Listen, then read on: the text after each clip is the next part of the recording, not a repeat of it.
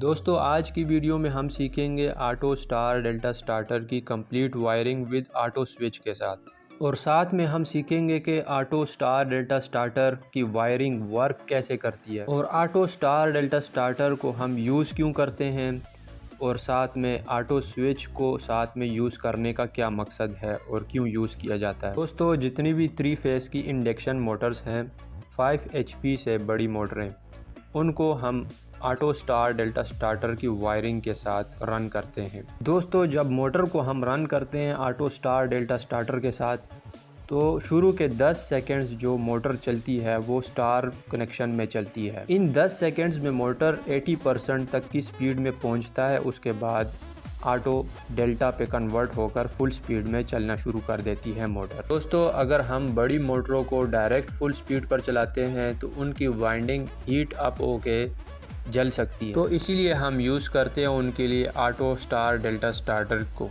दोस्तों अब बात करते हैं कि हम ऑटो स्विच को क्यों यूज़ करते हैं। दोस्तों ऑटो स्विच मोटर की एडवांस प्रोटेक्शन के लिए यूज़ किया जाता है। नंबर 1 पे अगर वोल्टेज अनबैलेंस हो जाए तो हमारा ऑटो स्विच ट्रिप हो जाता है, जिससे मोटर को कोई नुकसान नहीं होता और मोटर ऑफ हो जाती है।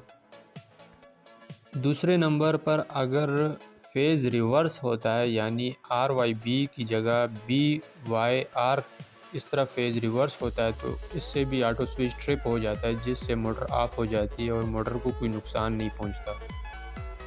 नंबर 3 पे अगर कोई फेज़ कट हो जाता है, यानी 3 फेज़ में से कोई एक फेज़ कट हो जाता है, तो इससे भी ऑटो स्विच ट्रिप हो जाता है, जिससे मोटर ऑफ हो जाती है और कोई नुकसान नहीं होता। चौथे नंबर पर इसका जो फ़ायदा है वो ऑटो स्विचिंग है। मिसाल के तौर पर अगर हमारे वायरिंग में कोई इशू आता है, यानी जो 3 नंबर के मैंने आपको फ़ायदे इसके बताएं, इनमें से कोई मसला आता है और वो मसला ठीक हो जाता है, तो ऑटोमेटिक ये स्टार्ट हो जाता है और मोटर को भी स्टार्ट कर देता है, जिससे आपको बार बार ऑन ऑफ करने की ज़रूरत नहीं पड़ेगी। तो दोस्तों शुरू करते हैं ऑटो स्टार डेल्टा स्टार्टर की वायरिंग विद ऑटो स्विच के साथ।